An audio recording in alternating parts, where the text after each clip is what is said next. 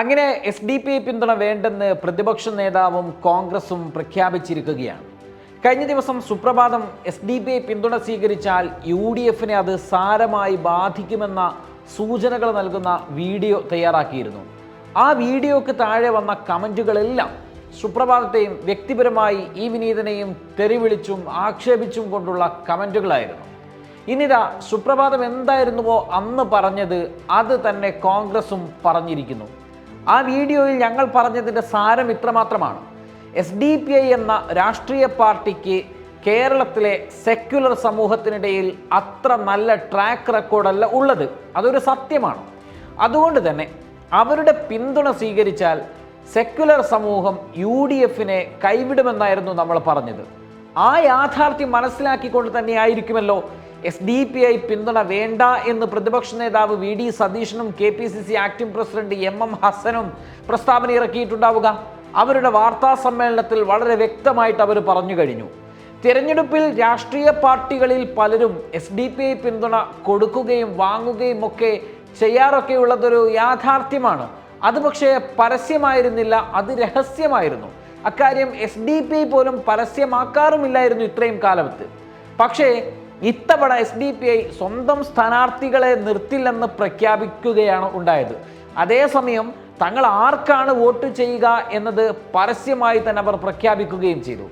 ഈ പ്രഖ്യാപനത്തോടെ കേരളത്തിൽ കഴിഞ്ഞ 1-2 ദിവസങ്ങളിലുള്ളിൽ നടന്ന ചർച്ച എന്താണ്? പ്രത്യേകിച്ച് മാധ്യമങ്ങളിലെ അന്തിച്ചർച്ചകളിലൊക്കെ നടന്ന നിരൂപണങ്ങൾ എന്തൊക്കെയാണ്? ഇടതുപക്ഷത്തോട് പോലും കടുത്ത വിയോജിപ്പ് രേഖപ്പെടുത്തുന്ന സാമൂഹിക സാംസ്കാരിക നായകർ ഉൾപ്പെടെ UDFനെതിരെ രംഗത്ത് വരുന്നതാണ് നാം കാണുന്നത്. എന്തുകൊണ്ടാണ് അങ്ങനെ സംഭവിച്ചത്? എന്തുകൊണ്ടെന്നാൽ കക്ഷി രാഷ്ട്രീയത്തിനപ്പുറം മതേതര സമൂഹത്തെ ധാർമ്മികതയോട് അഭിസംബോധന ചെയ്യേണ്ട ഒരു ഉത്തരവാദിത്വം നമ്മുടെ ജനാധിപത്യ രാഷ്ട്രീയ പാർട്ടികൾക്കുണ്ട്, പ്രത്യേകിച്ച് കേരളത്തിൽ. അതുകൊണ്ട് തന്നെയാവണം കോൺഗ്രസ് ആ പിന്തുണ വേണ്ട എന്ന് പരസ്യമായി പ്രഖ്യാപിച്ചതും. ഏതൊരു വ്യക്തിക്കും സംഘടനയ്ക്കും തങ്ങൾക്ക് ആർക്ക് വോട്ട് ചെയ്യണമെന്ന് തീരുമാനിക്കുവാനുള്ള അധികാരമുണ്ട്. അതുകൊണ്ട് തന്നെ ഏതെങ്കിലും സംഘടനയ്ക്ക് അവരുടെ വോട്ട് നൽകുകയാണെങ്കിൽ അതിനാരെയും കുറ്റം പറയാനൊക്കില്ല. എന്നാൽ ഇവിടെ പിന്തുണ കൊടുത്ത് കക്ഷികൾ പോലെ പ്രവർത്തിക്കുമ്പോൾ അതുണ്ടാക്കുന്ന മാനം ഒന്ന് വേറെ തന്നെയാണ്. ഒറ്റ വാക്കിൽ തന്നെ കോൺഗ്രസ് പറയേണ്ടിയിരുന്നതാണ് ആ പിന്തുണ വേണ്ട എന്ന്. പക്ഷേ വൈകിയാണെങ്കിലും ചർച്ചകൾക്ക് ശേഷമെങ്കിലും കോൺഗ്രസ് ആ പിന്തുണ വേണ്ട എന്ന് പറഞ്ഞിരിക്കുന്നു. അത് സ്വീകാര്യം തന്നെയാണ് പൊതുസമൂഹത്തിന്. ഇവിടെ ഈ വാർത്ത റിപ്പോർട്ട് ചെയ്തപ്പോൾ വിമർശനം ഉന്നയിച്ച ചില ആളുകളുണ്ട്. ചില വീഡിയോകളൊക്കെ രംഗപ്രവേശനം ചെയ്തു. ആ വിമർശനത്തെ തികഞ്ഞ ജനാധിപത്യ ബോധത്തോടെ കണ്ടുകൊണ്ട് തന്നെ പറയട്ടെ, അവരിൽ പലരും വിമർശിച്ചത് SDPI പിന്തുണച്ചത് നല്ല കാര്യമല്ലേ, അതല്ലേ ജനാധിപത്യത്തിൽ അവർക്ക് ചെയ്യാൻ കഴിയുക, അവരതല്ലേ ചെയ്തത് എന്നാണ്. വോട്ട് സ്പ്ലിറ്റ് ആവാതിരിക്കുവാനുള്ള മുൻകരുതലല്ലേ SDPI സ്വീകരിച്ചത് എന്നൊക്കെയാണ് അവരുടെ ആശങ്കയും വിമർശനവും. സ്വാഭാവികമായ ചോദ്യവും ആയിരിക്കാം. പക്ഷേ തിരിച്ചൊരു ചോദ്യം ഞാനും ചോദിക്കുകയാണ്. കേരളത്തിലെ 20 സീറ്റിൽ ആര് വിജയിച്ചാലും അത് ഇടതുമുന്നണിയാണെങ്കിലും UDF ആണെങ്കിലും അവർ പിന്തുണ നൽകുക ഇന്ത്യ മുന്നണിക്ക് ആണ് എന്ന കാര്യത്തിൽ ആർക്കെങ്കിലും ഇവിടെ സംശയമുണ്ടോ? ഇടതായാലും വലതായാലും അങ്ങനെ തന്നെയാണല്ലോ. എന്നാൽ കേരളം വിട്ട് ഇപ്പറയുന്ന SDPI ഏതെല്ലാം സംസ്ഥാനങ്ങളിൽ മത്സരിക്കുന്നുണ്ട്? ആർക്കൊക്കെ പിന്തുണ നൽകുന്നുണ്ട്? BJP അധികാരത്തിൽ നിന്നും അകറ്റുന്ന വിശാല താല്പര്യം താരതമ്യേന മുന്നണികൾ ശക്തമായ കേരളത്തിൽ മാത്രം കാണിച്ചാൽ മതിയോ? തൊട്ടടുത്ത് തമിഴ്നാട്ടിൽ ഇപ്പറയുന്ന SDPI ആരെയാണ് പിന്തുണക്കുന്നത്? മുൻപ് BJPയുമായി കക്ഷി ചേർന്ന ജയലളിതയുടെ AIADMKയുമായി ചേർന്നുകൊണ്ടല്ലേ അവർ പ്രവർത്തിക്കുന്നത്? ഒരുപക്ഷെ ഏത് സമയത്തും BJPയുമായി ഇനിയും ഒരു സഖ്യത്തിന് സാധ്യത കൂടിയുള്ള പാർട്ടി കൂടിയല്ലേ AIADMK. അവിടെ SDPI ഒരു സീറ്റിൽ മത്സരിക്കുന്നില്ലേ? മറ്റു സീറ്റുകളിലൊക്കെ AIADMK അവർക്ക് പിന്തുണ നൽകുന്നുമില്ലേ? കൂടാതെ അനേകം സംസ്ഥാനങ്ങളിലും SDPI മത്സരിക്കുന്നില്ലേ? അവിടെയൊന്നും വോട്ട് സ്പ്ലിറ്റ് ആവില്ലേ?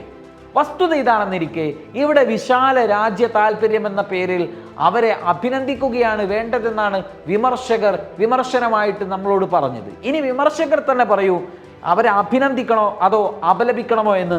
BJP സംസ്ഥാന പ്രസിഡന്റ് K സുരേന്ദ്രൻ പറഞ്ഞ പോലെ സുപ്രഭാതം പ്രതികരിക്കുന്നു എന്നാണ് മറ്റൊരു വിമർശനം. സുരേന്ദ്രൻ എന്തും പറയാം, കാരണം അദ്ദേഹത്തിനും അദ്ദേഹത്തിന്റെ പാർട്ടിക്കും നഷ്ടപ്പെടാനൊന്നുമില്ല. അതുപോലെയല്ലല്ലോ UDF. അവരെ ഓർമ്മിപ്പിക്കേണ്ട ഉത്തരവാദിത്വ മാധ്യമങ്ങൾക്കുണ്ട്. അതുപോലെയല്ല UDF-ഉം LDF-ഉം ഒന്നും ഇവിടെ. തിരുത്തേണ്ടത് തിരുത്തിക്കുവാനുള്ള ഉത്തരവാദിത്വമുണ്ട്. മുൻപ് മാധ്യമങ്ങൾ അതൊക്കെ ചെയ്തിട്ടുണ്ട്. ആവശ്യമെങ്കിൽ ഇനിയും ചെയ്യുകയും വേണ്ടിവരും. ചോദ്യങ്ങൾ ചോദിക്കാൻ തന്നെയുള്ളതാണ്. വിമർശകരോട് പറയുവാനുള്ളത്, UDF-ന്റെ മതേതര മുഖം നഷ്ടമാകുമെന്ന് സുരേന്ദ്രൻ പറയില്ല എന്നുറപ്പാണ്. പക്ഷേ മാധ്യമങ്ങളും പൊതുസമൂഹവും അങ്ങനെ വിലയിരുത്തും, അത് പറയുകയും ചെയ്യും. കാരണം ഇത് കേരളമാണ്. ഒന്നുകൂടി പറയാം, ഈ തെരഞ്ഞെടുപ്പ് എത്ര സൂക്ഷ്മതയോടുകൂടിയാണ് UDF കൈകാര്യം ചെയ്യുന്നത് എന്നതാണ്. കഴിഞ്ഞ ദിവസം രാഹുൽ ഗാന്ധി പത്രികാ സമർപ്പണത്തിന് വേണ്ടി വയനാട്ടിൽ വരികയുണ്ടായി. കോൺഗ്രസിൻ്റെയോ ലീഗിൻ്റെയോ പതാക നമ്മൾ അവിടെ കണ്ടില്ല. നമ്മൾ അതിൽ ആരെയും കുറ്റം പറയുന്നില്ല. 2019 പാകിസ്ഥാൻ പതാക എന്ന പ്രചാരണം ലീഗ് പതാകയെ നോക്കിക്കൊണ്ട് നടത്തിയത് മറന്നിട്ടില്ലല്ലോ നമ്മൾ. ഇത്തവണയും ആ അവസരം കാത്തു നിന്നവരെ നിരാശരാക്കിയില്ലേ UDF നേതൃത്വം? സൂക്ഷ്മത അത്രമേൽ കാണിച്ചില്ലേ UDF നേതൃത്വം? ആ സൂക്ഷ്മത തന്നെയാണ് SDP-യുടെ കാര്യത്തിലും വൈകിയാണെങ്കിലും ഉണ്ടായിരിക്കുന്നത് എന്നത് ഓർമ്മിപ്പിക്കുവാൻ ഞാൻ ആഗ്രഹിക്കുകയാണ്.